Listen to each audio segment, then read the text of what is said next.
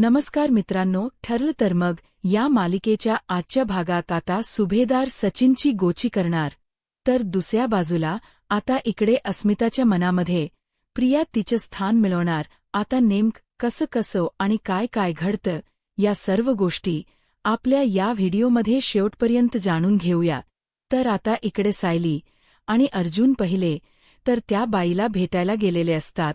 मग आता तिला भेटल्याच्या नंतर सायली अर्जुन तिला विचारतात की तुझं नेमकं काय केलं होतं, नुकसान प्रियाने ते आम्हाला सांग. मग ती बाई आता सांगू लागते की माझ्या मुलाला या बबलीने हडीकॅप केलीय. अहो, माझं पोरगं आता चालू फिरू शकत नाही, हे सगळं केलं त्या पोरीने. माझं नुकसान, एवढं मोठा पोरगं माझं पण काही नाही करू शकत. त्यावर आता हे सगळं ऐकल्यानंतर अर्जुन सायलीच्या लक्षात येतं की हिच्या मनामध्ये बबलीबद्दल म्हणजे प्रियाबद्दल खूपच राग आहे.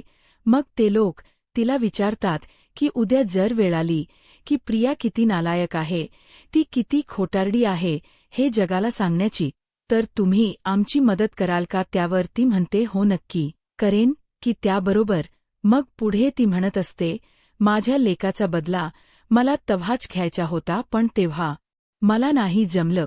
पण आता मी तिला थोडी चुकी सोडणार आहे. आता जर तिच्या आयुष्य उद्ध्वस्त करायला भेटलं की नाही तरी मी करीनच, कारण तिने लहानपणी केलेला गोंधळ माझ्या लेकाला आज पावतर भोगावा लागलाय बघा. त्यानंतर मग आता ती म्हणते, मला जेवढं माहिती होतं तेवढं समजा, मी तुम्हाला सांगते. आणि मग ती म्हणते की त्या पोरीन जेव्हा माझ्या लेकाला अपंग केला त्याच्यानंतरच त्या सदान मैनान तिला विकून टाकली, कारण ती पोरगी आता काही कामाचीच नव्हती. म्या त्या पोरीला जिती सोडलीच नसती हे त्यासनी माहीत होतं ना, म्हणून मग त्यांनी तिला त्या बाईला विकून टाकली. ती पोर कामाला ठेवायची म्हणजे भिका वगैरे मागा. मग मी त्या बाईला हुडकत त्या बाई पावतर पोहोचलो आणि मग तिकडे गेल्याच्यानंतर मला कळलं का तोपर्यंत बबलीन तिच्या घरात बी चोरी केली होती आणि बबली पळून गेली होती. मग त्याच तर बाईन मला पोलिसात तक्रार करायला सांगितली होती. म्या तक्रार केली बी होती, पर ती बबली काय पोलिसांच्या दाती लागली नाही. त्यानंतर हे सगळं ऐकून अर्जुन सायलीच्या लक्षात येतं की बापरे, प्रिया किती विचित्र मुलगी होती ते. मग आता सायली त्या बाईला म्हणते, ताई खरंच तुमचे खूप आभार झाले, तुम्ही आम्हाला खूप माहिती पुरवलीत. बरं, आता या तुम्ही जर आम्हाला तुमच्या मदतीची काही गरज लागली तर आम्ही नक्की जरूर तुम्हाला कळवू. आणि मला अशी आशा आहे की तुम्ही आम्हाला नक्की मदत कराल बबलीबद्दलची सगळी माहिती शोधायला. त्यावर ती बाई होकार देते आणि तिकडन ती निघते. आता इकडे प्रियाला कल्पनाने घरामध्ये थोड्याफार भाजी वगैरे हव्या असतात, बाळासाठी दूध हवं असतं, ते सगळं आणायला बाहेर पाठवलेलं असतं. आता प्रिया म्हणत असते, अरे यार, या रखरखत्या उन्हामध्ये बरोबर या कल्पनाला मलाच बाहेर पाठवायला मिळालं काय त्या घरात. त्या बाळाचं कौतुक, असं बाळाचं कौतुक चाललंय जसं काय जगातलं पहिलंच बाळ आहे. आम्ही काय लहान नव्हतो का? आता आम्ही काय लहान नव्हतो का? असा विचार करत ती पुढे चाललेली असताना तिच्या डोक्यात तेही चक्र फिरत असतं की सायली अर्जुन दोघंच जण कुठे गेले असतील, काय करायला गेले असतील. हल्ली त्या दोघांचं काय सुरू आहे मला काहीच कळत नाही. घरातल्या सगळ्यांनी नुसतं मला कामात कोंडून ठेवलेलं आहे. आता ती बोलत बडबडत चालत विचार करत पुढे चाललेली असतानाच आता तिला तिकडे दिसते ती म्हणजे ती बाई. आता त्या बाईला बघून आता प्रियाम म्हणते, ह्या बाईला मी कुठेतरी बघितलंय असं मला राहून सतत वाटते. ही बाई कुठे बघितलीय मी? आणि मग आता प्रियाच्या लक्षात येतं, रे ही तर वंदना जाधव आहे, जिच्या मुलाचा पाय मी लहानपणी मोडला होता आणि हिचा मुलगा कायमचा अपंग झाला तेव्हाच तर माझ्या आई वडिलांनी मला त्या बाईला भीक मागायला विकली होती ना. अरे रे, जर हिने मला बघितलं तर खूप मोठी गफलत होईल, मला लपलं पाहिजे. प्रिया आता पहिले तर एका आडोबाजूला जाऊन उभी राहते, पण मग प्रिया विचार करते, पण मग ही आता इकडे पनवेलमध्ये काय करत असेल एवढी वर्षात ही मला कधीच दिसली नाही. आता बरोबर ही काय करत असेल? पनवेलमध्ये माझ्या विरोधातला कुठलाही पुरावा सध्या सायली अर्जुनला सापडेल असा शिल्लक राहिलेला नाही. पण जर ही सायली अर्जुनच्या हाती लागली तर खूप मोठा गोंधळ होईल. पण नाही, असं काहीही बोलून करून चालणार नाही. बघायला पाहिजे पहिलं तर की ही वंदना आजही मला ओळखते का? मग प्रिया वंदनाच्या जवळ येते आणि म्हणते, मावशी 344 कधी येईल? त्यावर मग ती म्हणते 344 ना, आत्ताच गेली बघ पोरी. आता इकडे वंदना प्रियाला ओळखत नाही की हीच लहानपणीची बुबली आहे आणि हिच्यामुळेच माझा मुलगा अपंग झालाय. त्यामुळे ती आता प्रियाला अगदी प्रेमाने उत्तर देते, 344 आत्ताच गेली 10 मिनिटांपूर्वी. आणि मग आता ती पुन्हा तिच्या विचारात मग्न होते. ती विचार करत असते की मी सायली आणि अर्जुन साहेबांना नक्की मदत करणार. माझ्या पोराला जर त्यांच्यामुळे न्याय मिळणार असेल, माझ्या पोराला जर चांगलं मिळणार असेल समजा, तर मग काय हरकत आहे? त्या बबलीन माझ्या लेकाला अपंग केला आणि स्वतः मात्र बाहेर मस्त मजेत आयुष्य जगते. त्यावर लगेचच इकडे प्रिया म्हणू लागते, हो का? आता 10 मिनिटांपूर्वी गेलीये म्हणजे काय पुन्हा अर्ध्या तासाशिवाय येणार नाही? आता अर्धा तास मला इथेच उभं राहावं लागणार. याचा अर्थ पण काकू काय हो, तुम्ही कुठे चाललाय नाही म्हणजे? मघापासून बघते तुम्ही इथेच उभे आहात. मी भाजीपाला वगैरे घेताना इकडे बस स्टॉपवर पडते ना नजर म्हणून. तुम्हाला इकडे बऱ्याच दिवसांनी काय पहिल्यांदाच बघितलं ते काय आहे ना, मी इकडेच राहायला. पण तुम्ही मला पहिल्यांदाच दिसलात. नवीन आलाय का हो? तुम्ही इकडे राहायला कुठे चाललाय का बाहेर? आता प्रियाही तिला प्रश्न विचारत असते. ती प्रियाकडे एकटक बघत असते. प्रिया म्हणते, अहो काकू असं काय बघताय? सहजच आपलं एक माणुसकी म्हणून विचारलं बोला की. कुठे बाहेर वगैरे चाललाय का? त्यावर ती प्रियाला म्हणते, तू काय एवढे प्रश्न विचारतेस ग मला? तुला काय माहिती गोळा करायची आहे का? त्यावर मग मात्र प्रिया घाबरते आणि गप्पच बसते. त्याबरोबर दुसऱ्या बाजूला आता इकडे अस्मिता आणि सचिन आता यांचं चांगलं सुरू असतं. अस्मितानेच तिचं डेबिट कार्डसुद्धा आता सचिनला दिलेलं असतं. त्यानंतर आता बाळाचं बारसं करायचं, त्यामुळे बारशाकरता काही खरेदी करायची असते आणि ती करण्यासाठी कल्पना आणि अस्मिता या दोघीजणी गेलेले असतात. आणि त्यावेळी आता खरेदी वगैरे करून झाल्याच्या नंतर नेहमी बिल भरण्यासाठी अस्मिता तिचं क्रेडिट कार्ड वापरते किंवा डेबिट कार्ड वापरते. पण आता यावेळी अस्मिता तिचं कार्ड न काढता कल्पनाला म्हणते, मॉम ऐक ना, ॲक्च्युली काय झालं ना, सचिनला पैसे हवे होते त्यामुळे मी माझी कार्ड त्याला दिलेली आहेत. त्या साक्षीने त्याचं एक माझं क्रेडिट कार्ड जे होतं ते कापून फेकून दिलं आणि माझं डेबिट कार्ड आता सध्या सचिन वापरतोय. त्यामुळे माझ्याकडे पैसे नाहीयेत. तर तू एक काम कर ना, इथे तू पेमेंट कर ना प्लीज. घरी गेलो ना आपण की मग तर मी सचिनला सांगेन बँकेतून पैसे आणायला आणि तुला द्यायला. सध्या तू प्लीज पेमेंट करशील प्लीज मॉम. त्याबरोबर आता कल्पनाला खरंतर अस्मिताने केलेला व्यवहार आवडत नसतो. इतक्यात आता अस्मिताला तिथे आणखीन एक बाळाचं छान दुपट दिसतं. त्यावर अस्मिता म्हणते, मम थांब बिल पे करू नको, मला ते सुद्धा हवंय. आणि मग ती जाऊन ते दुपट्ट घेऊन येते आणि मग ती आता लगेचच कल्पनाला बिल पे करायला लावते. कल्पना बिल वगैरे तर तिथे भरते, काही बोलत नाही. पण घरी आल्यावर ती आता प्रतापच्या कानावरती या गोष्टी घालत असते. ती म्हणत असते, अहो आपण अस्मिताच्या बँकेत दर महिन्याला एक ठराविक रक्कम जमा करतो जेणेकरून अस्मिताला आपल्याकडे पैसे मागावे लागू नये किंवा ती कामाला जात नाही, तिच्याकडे पैसे नाही अशी कुठलीही भावना तिच्या मनात येऊ नये.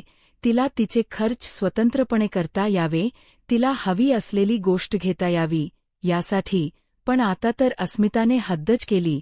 त्या सचिनला घरात राहायला सांगितलं तोपर्यंत ठीक होतं, पण आता चक्क तिने तिचं क्रेडिट कार्ड डेबिट कार्ड दोन्हीही त्या सचिनला देऊन टाकलं होतं. त्यातलं क्रेडिट कार्ड म्हणे त्या साक्षीने कापून टाकलं.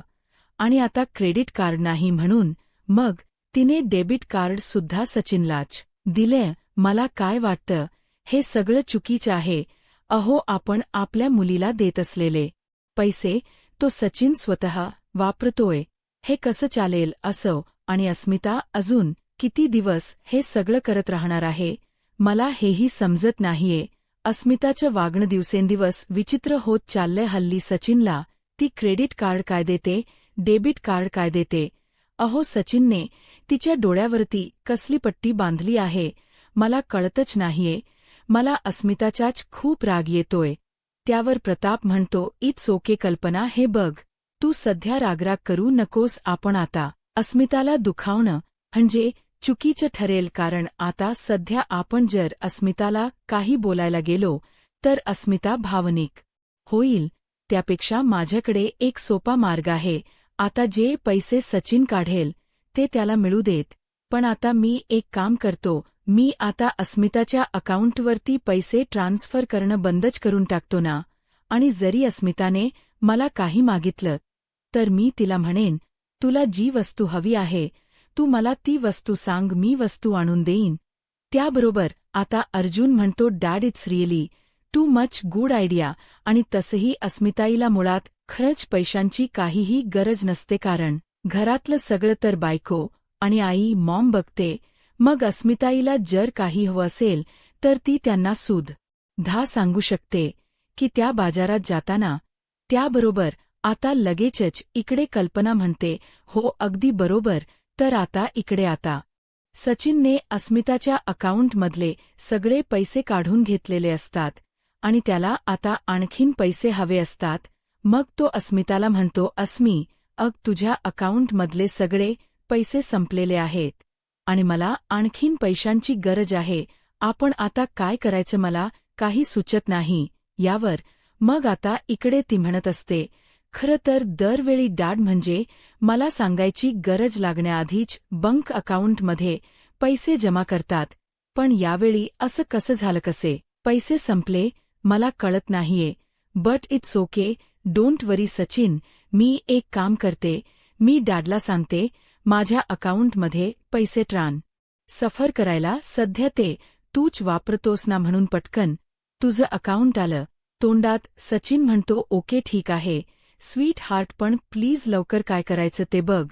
त्यावर ती म्हणते, हो हो सचिन, अरे आता आपण जेवायला गेलो ना दुपारी की मग मी लगेचच डॅडना सांगते की ते तुझ्या अकाउंटवरती पैसे ट्रान्स्फर करतील. ओके. त्यावर तो म्हणतो, त्याआधी आपण ब्रेकफास्टला जाऊ ना. त्यावर ती म्हणते, बर बाबा, एवढी घाई असेल तुला तर मग मी ब्रेकफास्टच्या वेळीस डॅडला सांगते बस. त्यानंतर मग अस्मिता ही ब्रेकफास्टला बसलेली असते. त्यावेळी ती आता प्रताप आल्यावर प्रतापला म्हणते, डॅड, अहो माझ्या बँक अकाउंटमधले पैसे संपलेले आहे. दरवेळी तर तुम्ही पैसे संपण्या अगोदरच अकाउंटमध्ये पैसे ट्रान्स्फर करता, पण यावेळी तुम्ही पैसे ट्रान्स्फर केले नाहीयेत आणि मला पैशांची गरज आहे. तर प्लीज लवकरात लवकर माझ्या अकाउंटवर तुम्ही नेहमी जसे पैसे ट्रान्स्फर करता तसे पैसे ट्रान्स्फर करा ना. त्याबरोबर आता प्रताप हा काहीच उत्तर देत नसतो. मग आता अस्मिता म्हणते, डॅड, अहो काय झालं, तुम्ही उत्तर का देत नाहीत. त्यावर प्रताप म्हणतो, अगं अस्मिता, ॲक्च्युली काय झालंय ना, सध्या माझ्या बँक अकाउंटचा थोडासा प्रॉब्लेम झालाय. त्यामुळे माझे अकाउंट हे फ्रीज झालेले आहे. त्यामुळे मला पैसे ट्रान्स्फर करता येतच नाहीयेत. म्हणून खरं तर मी तुझ्या बँकेत पैसे नाही ट्रान्स्फर केले. आणि बाळा, आता तूच म्हणालीस ना की मी तू बोलायच्या आधीच पैसे ट्रान्स्फर करतो, म्हणून मग तुला सांगायची मी गरज लागू दिली असती का मला खरंच ट्रान्स्फर करता नाही येणार पैसे. आणि जर तुला काही वस्तू वगैरे हवी असेल तर तू मला सांग ना, मी तुला आणून देईन, किंवा कल्पना नाही तर सायली आणून देतील. त्यावेळी आता बरोबर अस्मिताच्या लक्षात येतं की ती सचिनला कार्ड देते म्हणून खरंतर प्रताप तिला पैसे देत नाहीये. मग ती म्हणते, अच्छा, म्हणजे मॉमने घरी येऊन तुम्हाला लगेच सांगितलं वाटतं माझं डेबिट कार्ड मी सचिनला दिलंय म्हणून. तुम्ही मला पैसे देत नाहीत ना डॅड. अहो पण सचिनने माझे पैसे वापरले तर काय फरक पडतो. मी आणि सचिन मुळात कुठे वेगळे आहोत. नवरा बायको हे एकच असतात. हे तुम्ही शिकवलं ना. मला लहानपणापासून जाऊ दे. मला ना तुम्हा कुणाशीही काही बोलायचंच नाहीये. तुम्हाला कोणाला मला समजूनच घ्यायचं नाहीये. नाही द्यायचेत ना डॅड. तुम्हाला मला पैसे नका देऊ. काही हरकत नाही. एवढं म्हणत आता अस्मिता नाश्त्याच्या ताटावरून उठते आणि निघून जाते. आता हे सगळं काही प्रिया बघते. प्रिया विचार करते, वाह वाह वाह, सध्या अस्मिताचे घरात सगळ्यांबरोबरच खटके उडतायत.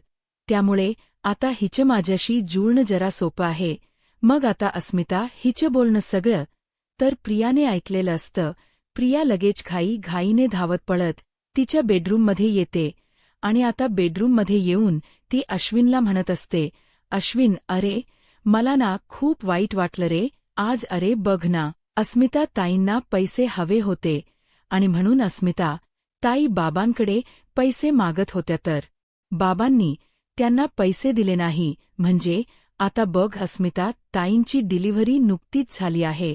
मग त्यांना काही खावंसं प्यावंसं वाटत असेल किंवा त्यांच्या बाळासाठी काही नवीन नवीन वस्तू खरेदी कराव्या वाटत असतील.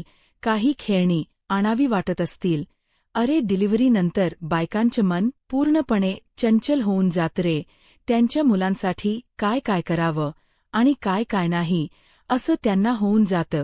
पण बघ ना बाबांकडे अस्मिता ताईंनी पैसे मागितले तर सरळ बाबांनी पैसे द्यायला नकार दिला.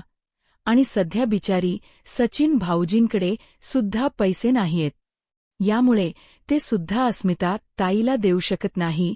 बिचाया अस्मिताचं मन मोडलं. मला खूप दुःख वाटतंय रे. त्याबरोबर मग ती म्हणते, तुझ्याकडे जर पैसे असतील तर तू दे ना अस्मिता ताईंना पैसे. आणि थोडे जास्त दे. म्हणजे कसं त्यांना सारखे सारखे मागायला लाज वाटायला नको ना. नंतर देतील की सचिन भाऊजींच्या कामाचं सगळं व्यवस्थित झालं की अस्मिता ताई आपले पैसे. त्यावर मग अश्विन म्हणतो, तसं काही नाहीये. मी देतो तुला पैसे.